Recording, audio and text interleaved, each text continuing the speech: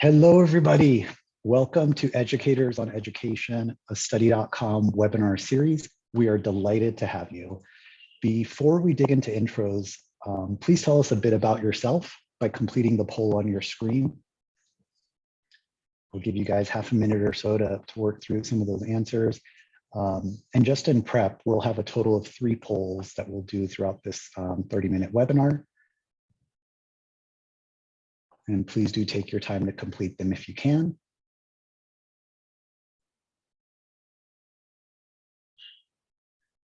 And also, while you're doing the poll, I'll also let you know we have a large group on the line, so we have attendees muted.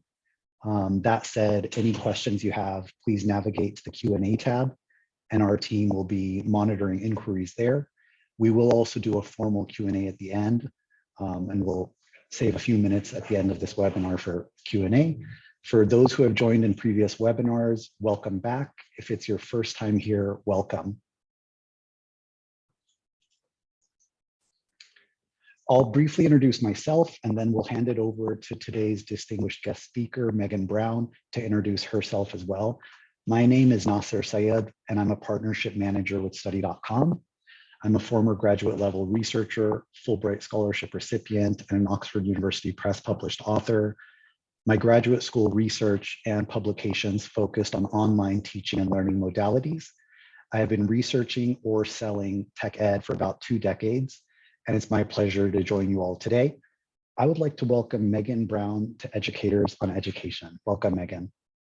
Thank you so much. Thank you, everyone, for joining us today for our webinar. So I'm Megan Brown. I'm a licensed school psychologist in Tennessee and Georgia. I've been practicing for a decade, which is wild. Also currently working on coursework and licensure to become a professional counselor. So approaching today's webinar and conversation and Q&A, both from an educational psychology background as well as more clinical mental health. And then just on the personal side of things, I'm a certified yoga instructor and have really focused my training and offerings on trauma-informed yoga. So we'll talk about this throughout today, but some important words to kind of keep in mind as we navigate our webinar, shifting the conversation from what's wrong with you to what's happened to you. So thanks so much for having me. Thank you, Megan. Really excited for our conversation today. So I want to get right to the central title of the webinar. What does it mean to demystify social emotional learning? But first, what even is social emotional learning? Yeah, $1 million question. Good place to start. So I would love to hear from all of you kind of as we dig in and have a little time for Q&A at the end. But my understanding is that social and emotional learning is a buzzword, and people have different conceptions of it. So I wanted to start us off kind of on the same footing with a basic definition. So this chart I think is helpful. There are 5 main components of social and emotional learning. So starting at the top, sort of to the left, social awareness, just the capacity to take others' perspectives, understanding that as humans, we function in close proximity to others and have engagement with them. Relationship skills, so things like communicating, listening well, taking turns, compromising, repairing hurts that might have occurred. Self-awareness, understanding of our patterns and habits and who we are. How do we impact others around us in the various settings in which we find ourselves? Responsible decision-making is perhaps a little bit more obvious. Weighing pros and cons, being able to foresee consequences and acting accordingly. And then finally, self-management. Some of you may also be familiar with the term self-regulation.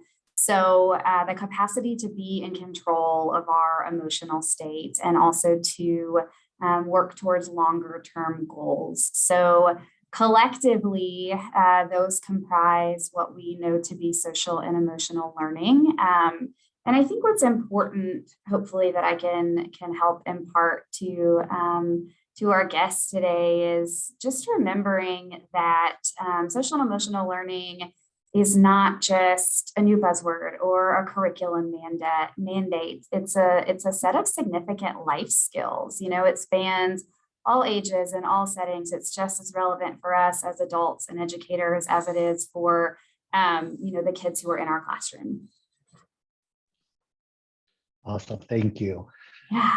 So perfect. Now that we have a working definition of SEL, let's move to what does it mean to demystify social emotional learning. Can you share with us a few key points that'll help us with that?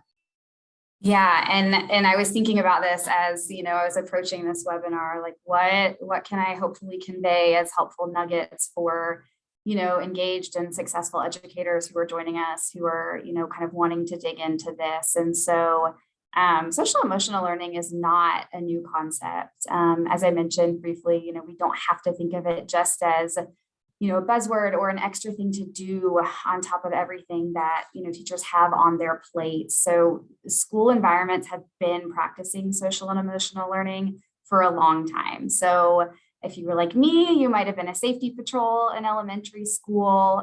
Concepts like morning meetings or assemblies on character traits of the month, or even kids' books that, you know, showcase a positive character trait like patience or leadership. And so when we really think about it, it's a foundational concept that guides our life day in and day out. And so it really is the root of successful teaching and learning. And so my first kind of key takeaway is let's try not to overcomplicate it. I think if we do that, we run the risk of losing the humanness in it and its significance.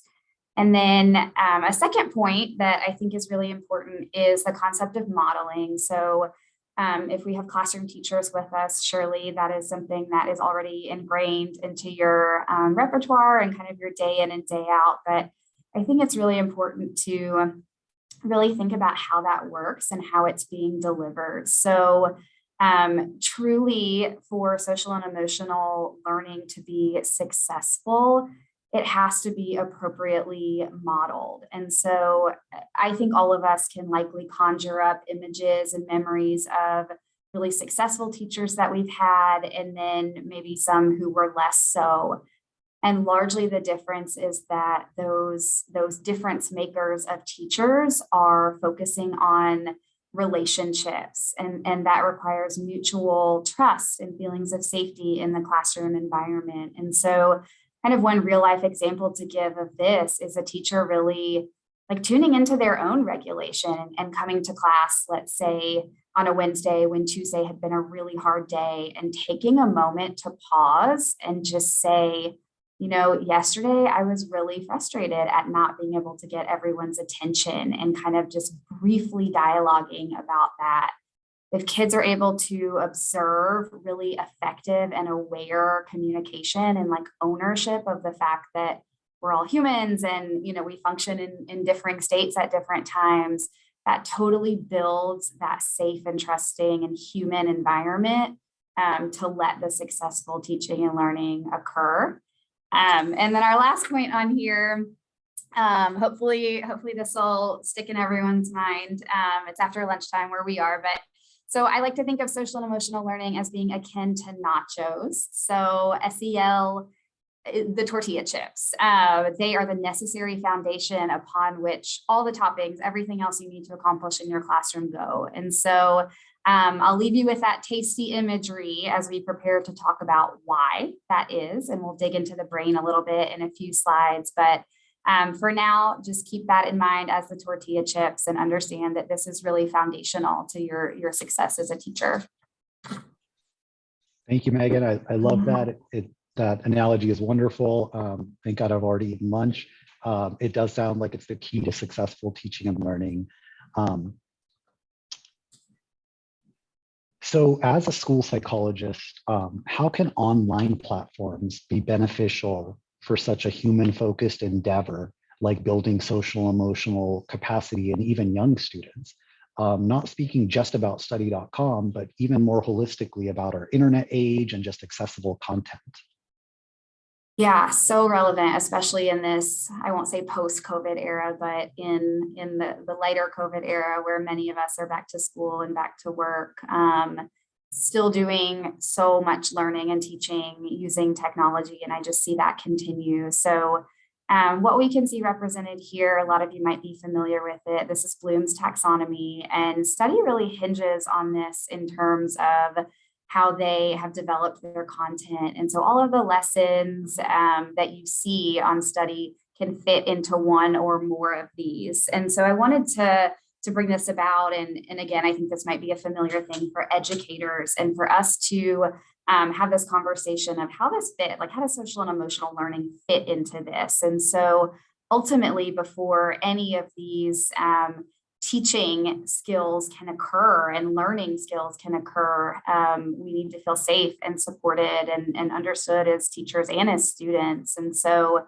I mentioned that so much of what we're doing is integrated with tech. And I do think one of the benefits of that, even trying to teach kind of more human content over devices, which is inherently challenging, there are a wide variety of options. And, whether it's videos or whether it's stories or text, you can navigate what your specific school or district might need in terms of the resources it has available, its needs, its challenges, and kind of tailor appropriately. But ultimately, again, as we'll dig in more, it's really hard to get to this successful learning part if we're not steady and stable in the social and emotional part. And, in my role as a school psychologist, I've certainly seen an uptick of kids struggling in the last few years, both academically and social and emotionally, just in terms of really disrupted experiences that we would typically have, at home and at school. And so I started kind of thinking and wanting to dig in, like, how do we do this? How do we tackle this problem? And so before that, I wanted to understand, like, how do we actually learn and how do we actually do social and emotional learning? Like, what does it mean to do that? So we'll get to dig into the brain in just a second. And I think that'll be really exciting. Wonderful. Thank you. I'm excited for that portion. So that's a great question, actually. Like, how do we learn? How do we really learn? How do we make this make sense in an accessible way for folks who aren't neuroscientists or psychologists? Yeah, absolutely. And I'm certainly not a neuroscientist, so I'll try to keep it relatable and hopefully basic enough. So thinking about the Bloom's taxonomy and this, familiar sort of visual concept for educators, I wanted to relate that to the brain and how we experience social and emotional outcomes and how we develop skills in that realm. And so this image is the work of Dr. Bruce Perry, and I'm super happy at the end to actually have his book with me, and I'm happy to show it. This is his work. He is a doctor and also a doctoral level researcher and is really engaged in the brain and in how trauma impacts us as people. And so I thought this made so much sense as we were trying to navigate this, like, what is social emotional learning? Like, I have to do it. Why is it important? What does it mean? And so looking at this, the basic concept is same as Bloom's. You start at the bottom and have to progress through those levels in order to access the higher parts of the brain. And so just really briefly, at the bottom, the brainstem is our most basic function. So, staying alive, breathing, our cardiac function. Then the diencephalon is things like our circadian rhythm, so our sleep-wake cycle and hormones and like motor control, physically moving.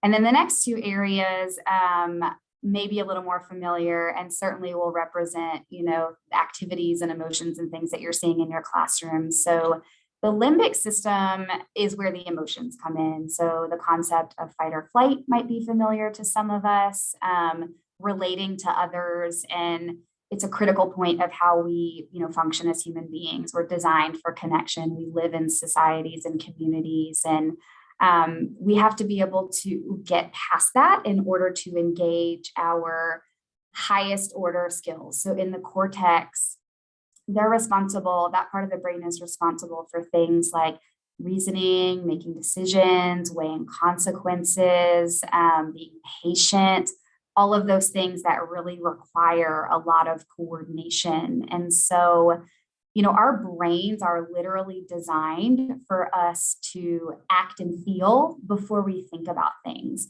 If we sense danger, that's a really baseline brain level activity. We're not actively choosing for our heart rate to go up or for us to want to fight or run away. It just happens. And so thinking about being in classrooms, in this kind of, as I said, not quite post era, but lighter COVID era, we've all experienced collective trauma on top of what I'm sure a lot of your kids are bringing to the classroom. So when I say that social and emotional learning forms the foundation, like this is literally what we mean. And it's applicable to all of us too. I'm sure we can think of times where we've, had a difficult day at work or had an argument, and it affects our ability to really think clearly, be creative, make good decisions. And those are all things that you need in your classroom to engage kids and help them learn and produce their best work and make, connections across concepts. So, when we say that it's critical and important, this is what we mean. It's literally, how our brains are designed. And so I'll bring it back to what I shared quickly at the beginning, just this idea of not, what's wrong with you? Like, why are you so frustrated? Why do you have such a hard time engaging in my classroom? It's so much more compassionate and also so much more successful, even if it's not always easy, to try to reframe that thought into what happened to you. Maybe this kid is hungry. Maybe there's a lot going on at home. Maybe they're a senior and really, really stressed. There's a variety of reasons, but in the classroom and in life in general, such a compassionate and a helpful way to frame, understanding behavior and why we do the things that we do.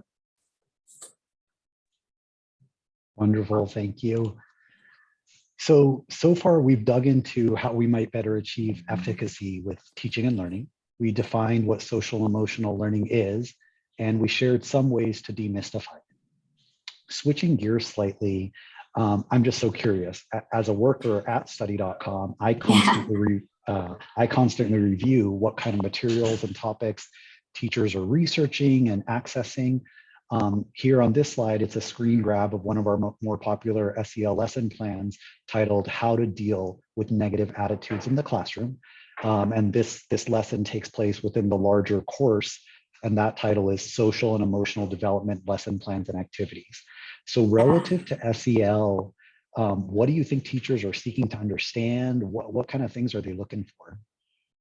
I think they're thinking, how am I supposed to manage this on top of everything else? And I understand it and I get it. I would say cost benefit analysis is so huge when we talk about this. And this lesson, I love all of it. I love this screen grab. It totally mimics my experience. And I'm such a teacher supporter. I'm never here to shame teachers. Everything that goes on in classrooms is so understandable.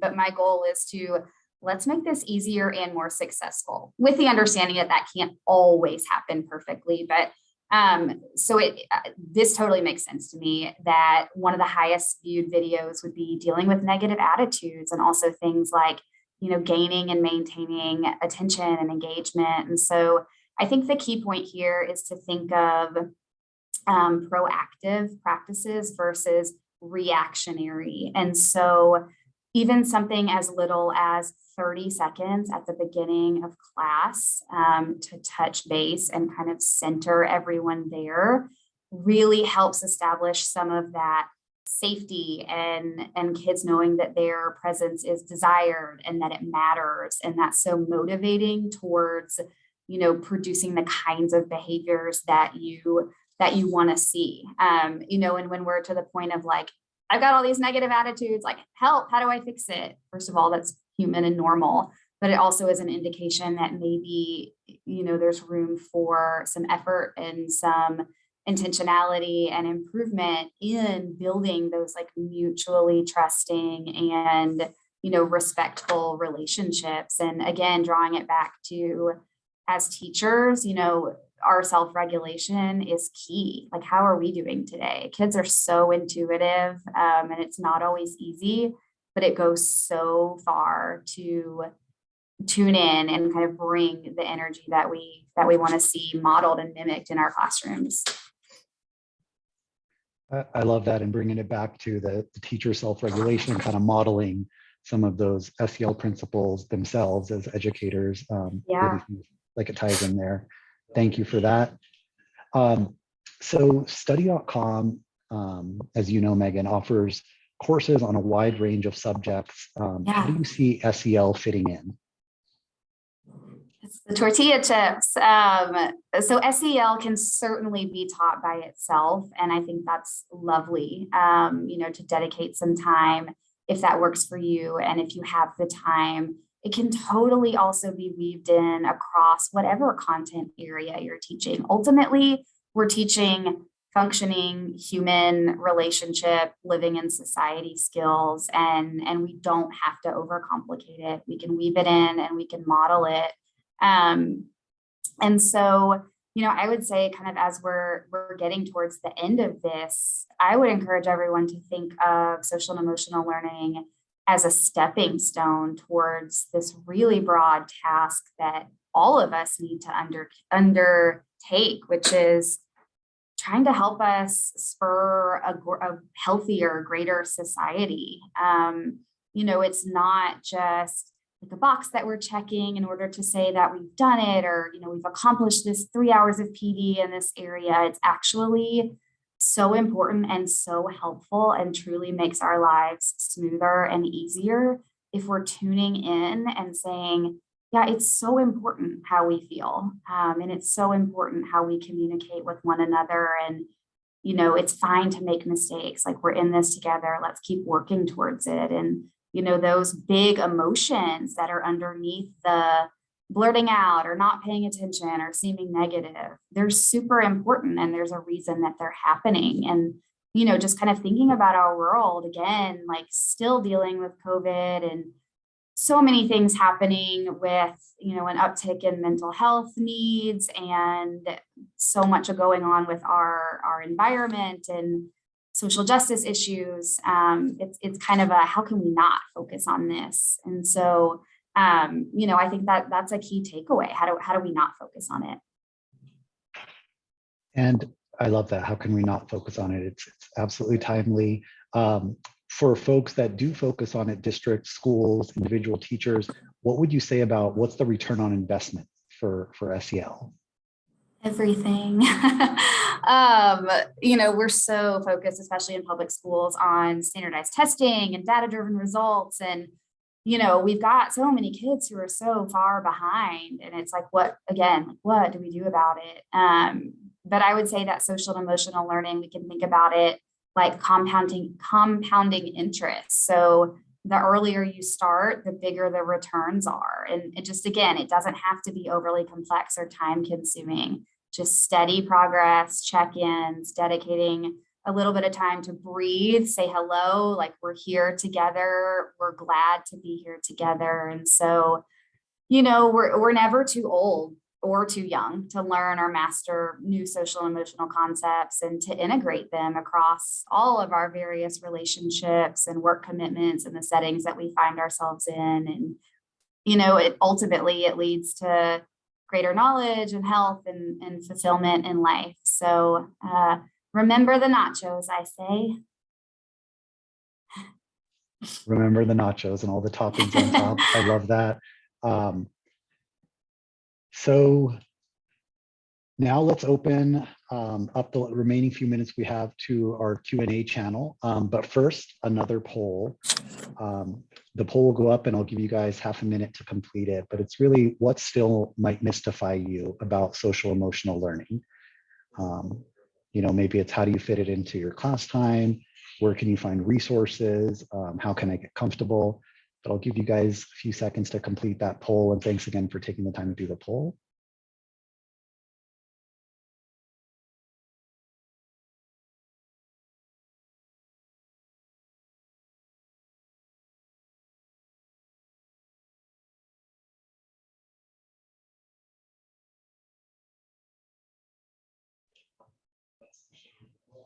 As you guys are wrapping up that poll, I also see a question that came into the question and answer panel. I'll read out the question, Megan, and I think this one might be a good one for you. Do you find Okay. SEL instruction works better in a class or individual student model? Oh, that's a really good question. I feel like as a whole class is really important to be able to understand kind of where different kids are in terms of their knowledge and skill competency, kind of as you're hoping to integrate that into your classroom. And certainly many schools have the availability of a school counselor or another person who might work in that sort of capacity to do more individual lessons. And I would say, without going too far down the rabbit hole, certainly the kid's own background makes a difference.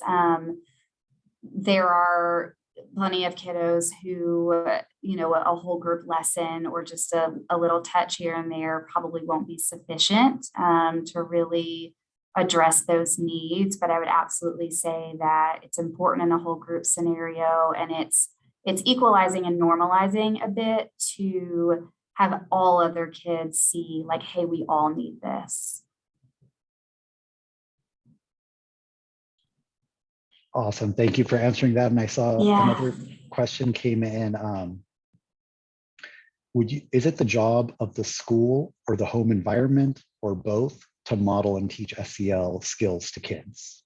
Yeah, I think in an ideal world, both. In reality, we've got all of us and all of our kids from various walks of life with different experiences and values. And so, it can be a fine line there, but I think that common human values, at least to successfully get through school and function in, a work environment, things like taking turns, communicating respectfully, listening, working through frustrations, those are all really valuable skills that I think, if kiddos are not able to get that lesson and that exposure and practice at home, then I think there are ways for us to weave it into school naturally with, the conversations or the debates or the arguments that your kids are going to have, and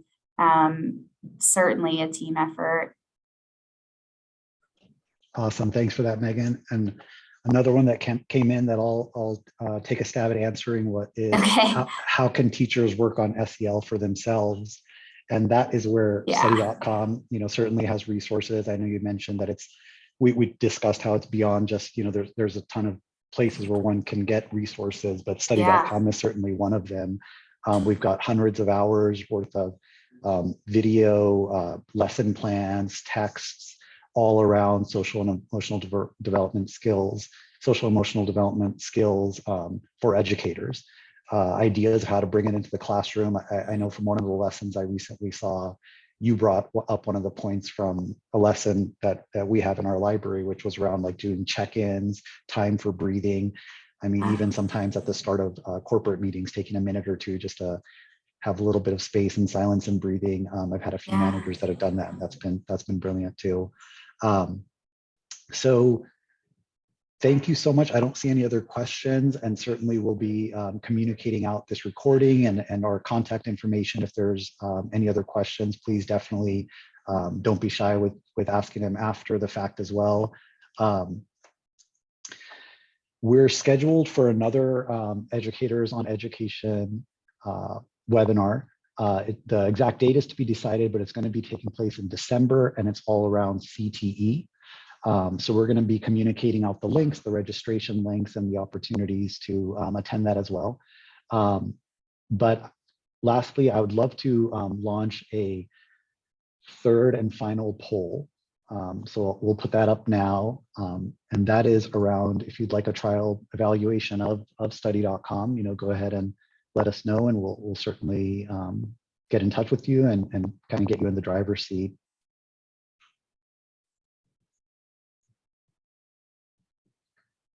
give you guys a few seconds to answer that one.